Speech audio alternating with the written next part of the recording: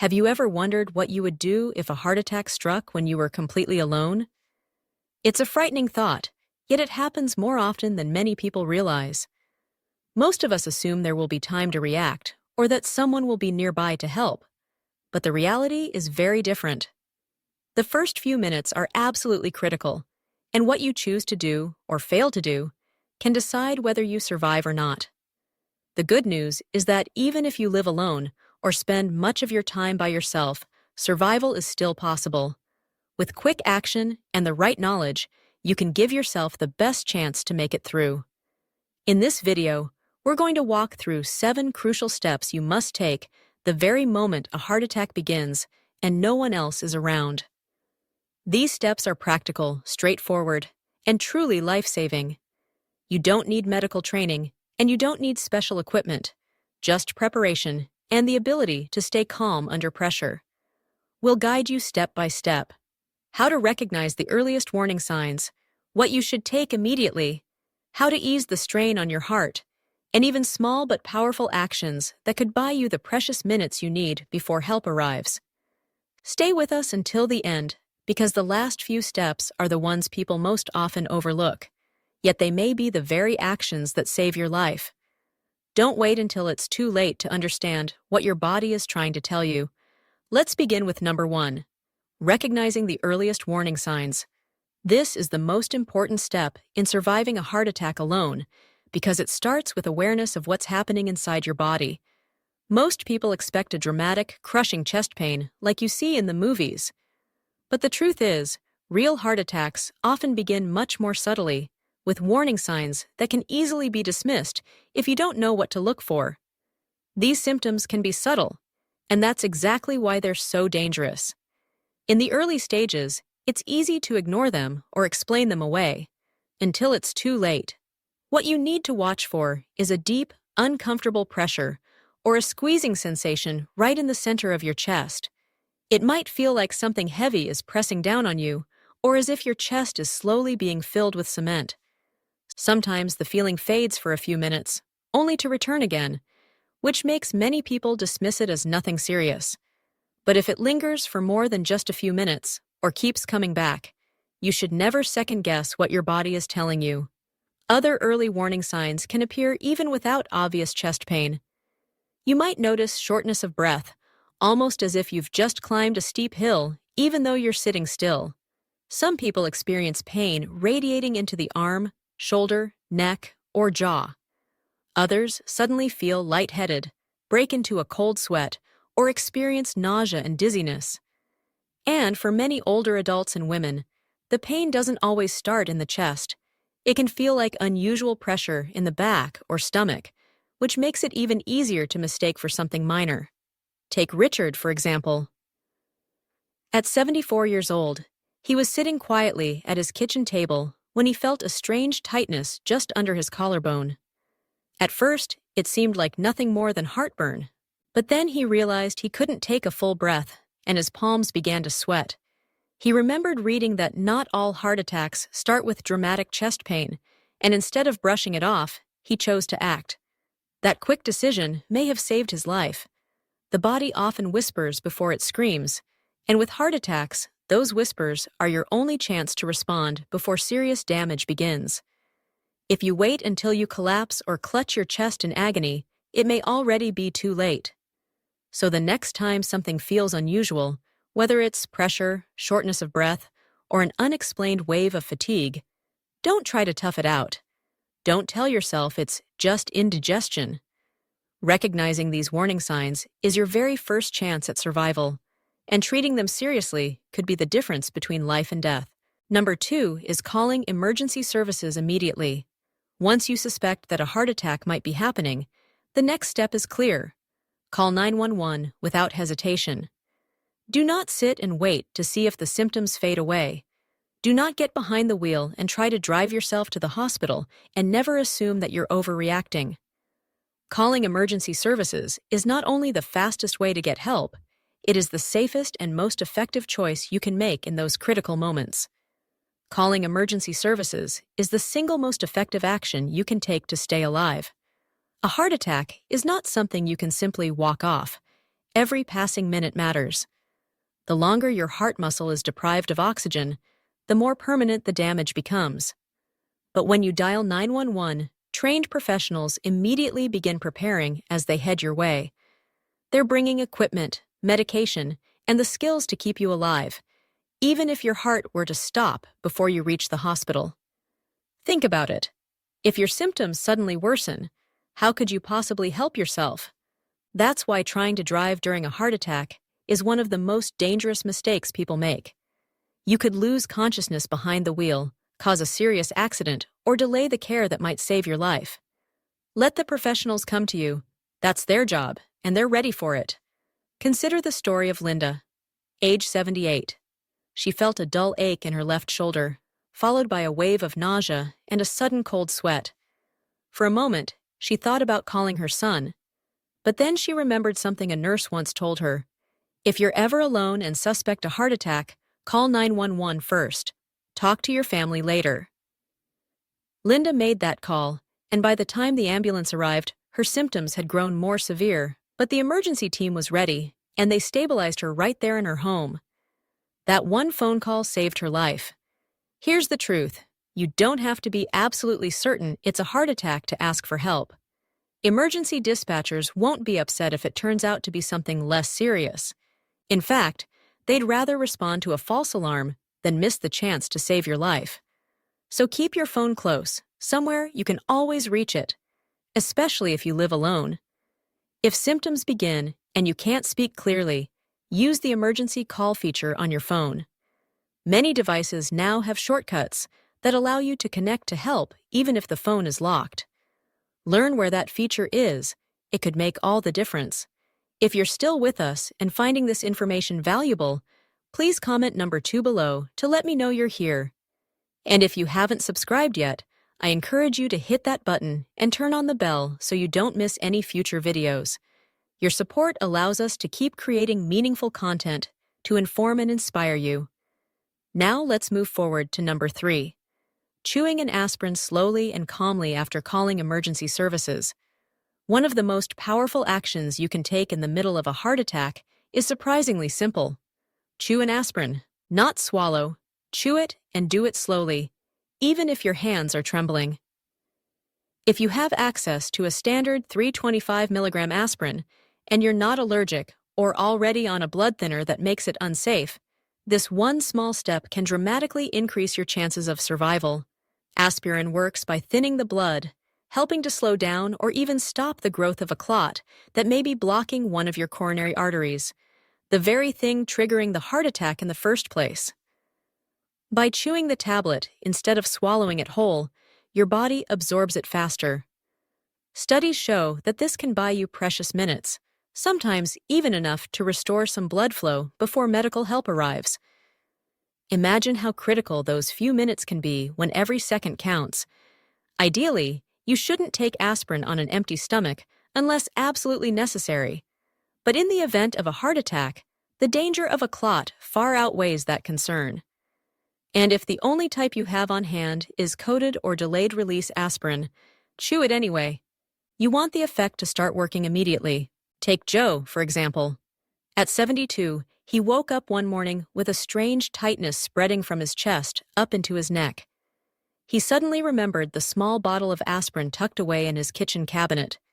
He grabbed one, chewed it while sitting down, and waited for the paramedics. Later, his cardiologist told him that this single action likely reduced the damage to his heart muscle. That little pill, the doctor said, kept things from getting much worse. If you live alone, don't just hope you'll remember where your aspirin is. Make it easy to find. Keep some in your nightstand, your kitchen drawer, or even tucked in your wallet. Always check the expiration date and let your loved ones know where you store it in case they ever need to help you. This may seem like too simple a step to make a difference, but it's firmly grounded in science and is recommended by emergency responders around the world. Chewing aspirin at the very onset of a heart attack isn't just a tip, it's a proven, life-saving intervention. In those critical first minutes, it can mean the difference between walking out of the hospital on your own or never making it there at all. Now let's move to number 4, sitting or lying down to protect your heart. The next step is to stop moving and either sit or lie down in the safest, most comfortable position you can find. This isn't the moment to walk around, collect belongings, or even unlock doors unless it's absolutely necessary. Any extra effort you make only adds more strain to a heart that is already struggling to pump enough oxygen through your body. The goal is to conserve your strength, not spend it.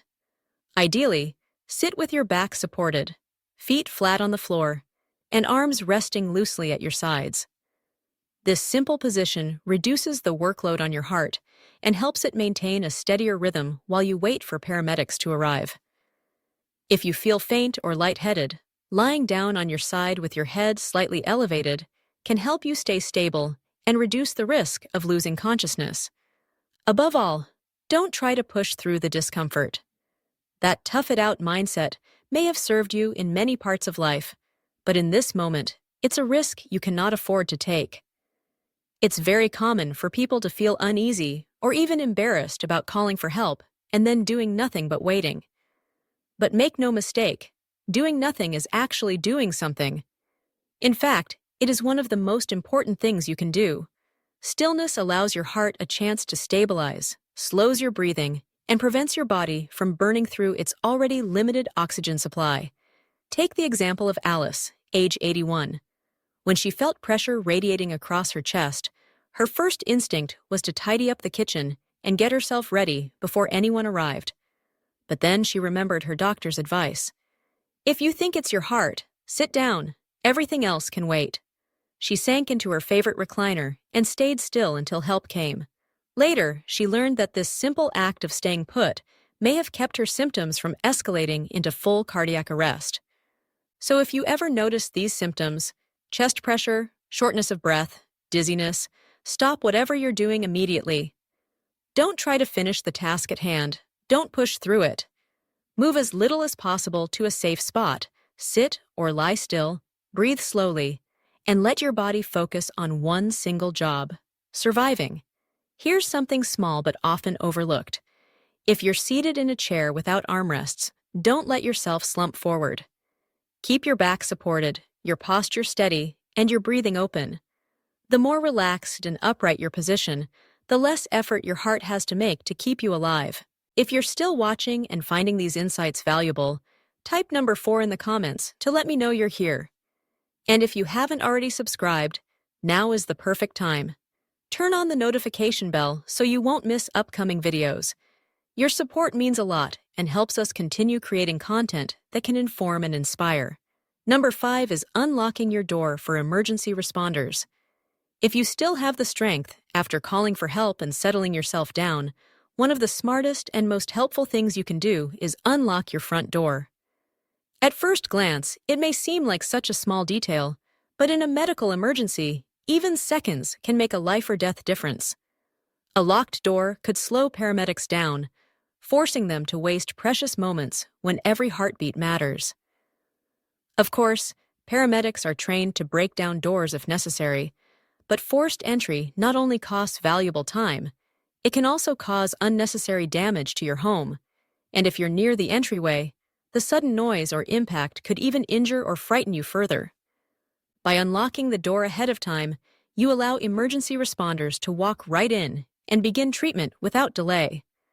That simple act could save several minutes, and in the middle of a heart attack, minutes are something your heart may not have to spare. If you live alone, particularly in a gated community or apartment building, it's wise to think through the logistics long before a crisis ever happens. Is your door easy to unlock quickly from the inside? Is your address clearly visible from the street? Do you have a trusted neighbor or family member nearby with a spare key? These small preparations may not feel urgent today, but in a true emergency, they suddenly become critical. Consider Paul, age 76, who lives in a small condo. When his symptoms began, he immediately called 911, chewed an aspirin, and managed to unlock his door, all within 2 minutes. Later, the paramedics told him that this one action saved them at least 30 seconds and spared them from having to break in. "That's the last thing I would have thought of," Paul said afterward, "but it may have been the reason I got help just in time." Of course, you should never put yourself at greater risk. If you feel faint, unsteady, or the act of walking to the door feels dangerous, stay where you are, sit down, and focus on your breathing. But if you're close enough to the door and steady enough on your feet, unlocking it can be one of the simplest, most effective ways to prepare for help. Another option to consider, especially if you live alone or have mobility challenges, is installing a smart lock with remote access or keeping a medical lockbox outside your home for a spare key. These small measures of preparation send a powerful message to the paramedics who arrive. You were ready, you did your part, and now they can do the rest without delay. Number 6 is using your phone's speaker or medical ID features. In a moment of crisis, your phone becomes more than just a communication tool. It can be your lifeline. One of the smartest things you can do is switch to speakerphone as soon as you connect with emergency responders. This simple step allows you to stay hands-free so you can focus on steadying your breathing, staying calm, and conserving your strength. When you're in distress, even the small effort of gripping a phone or holding it to your ear can make breathing more difficult. By using speakerphone, you reduce strain and allow the dispatcher to hear you more clearly.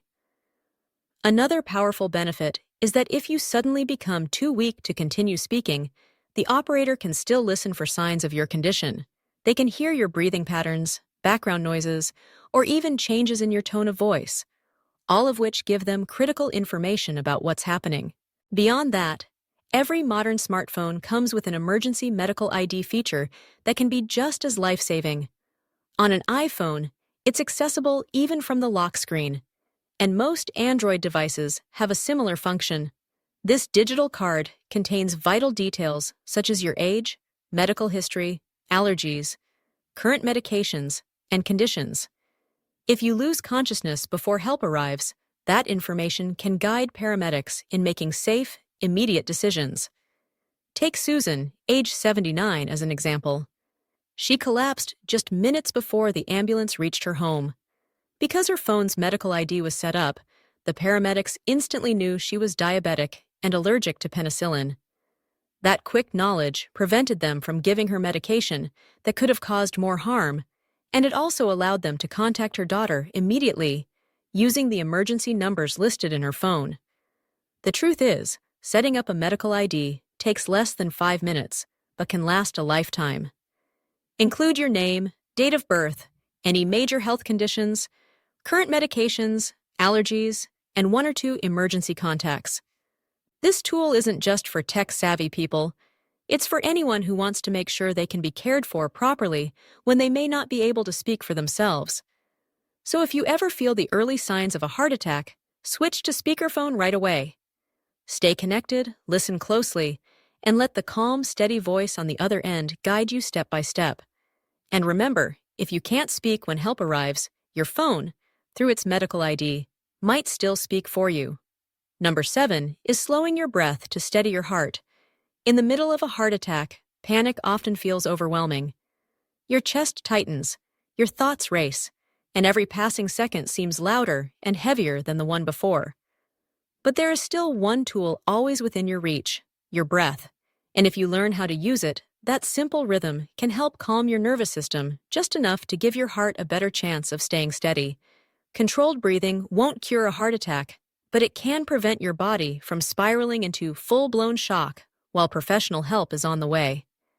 Anxiety naturally makes your heart beat faster, which only adds more strain. But by slowing your breath, you can gently guide your heart rate downward, creating a sense of stability when everything else feels out of control. You don't need an advanced technique or years of training to do this. Just try something simple. Inhale slowly through your nose for about 4 seconds. Pause for a brief moment, and then exhale gently through your mouth for 6 seconds. Repeat this cycle and let your mind focus only on that one rhythm. This gives your body something steady to hold on to, while also reducing the risk of dangerous heart rhythms triggered by stress. Consider Frank, age 83. When the crushing pain first struck, fear nearly consumed him. He felt like he was drowning in panic. But then he remembered a breathing exercise his doctor had taught him during a routine visit. He closed his eyes, focused on every inhale and exhale, and allowed himself to let go of the panic. By the time paramedics arrived, his condition was serious, but his heart had not collapsed into full cardiac arrest. Later, he said, "I just kept thinking, stay calm, stay alive." The truth is, you can practice this type of breathing at any time, when you're resting, when you feel anxious, or even while watching television. The more often you train yourself to return to that rhythm, the more instinctively your body will find it in a true emergency. Your breath won't repair clogged arteries, but it can buy you precious minutes, keep oxygen flowing, and help your heart hold on until medical care takes over. Sometimes, in those final moments before help arrives, that little edge is all you need. Stay still, stay calm, stay alive. Surviving a heart attack alone is not just a matter of luck. It comes down to preparation, awareness, and calm, deliberate action. The 7 steps we've covered may each seem small and simple on their own, but when combined, they form a powerful chain of protection that can truly save your life. Recognizing the warning signs quickly, calling for help without delay, chewing an aspirin if it's safe for you, sitting or lying down to conserve your strength, unlocking your door to let responders in, using your phone's tools wisely, and slowing your breath to steady your heart. Every single one of these actions buys you time. Each step gives you a little more control in a moment that can feel completely out of your hands. Even when you're alone, you are not powerless. A heart attack may feel like the loneliest and most frightening moment of your life, but these steps prove that you are never truly helpless, not even for a second. You have tools, you have knowledge, and now you have a plan. Ask yourself, which part stood out to you the most today? Was there something you had never considered before, or a step that you now understand in a new light? Take a moment to think about how you can apply this knowledge to your own life, and consider sharing it with someone you love. After all, what you learned today might not only protect you, it could also save the life of someone you care about. Thank you so much for spending your time with us. We'd love to hear from you, so please leave a comment below and share one thing you've learned today, along with how you plan to use it in your own life. Your thoughts truly matter to us, and reading your comments gives us encouragement to keep creating meaningful content. If you found this video helpful, please remember to like, subscribe, and share. Your support allows us to continue making videos that both inform and inspire. We appreciate you watching, and we look forward to seeing you again in the next video. Until then, may you have good health, happiness, and peace in your life, and don't forget to subscribe to our channel.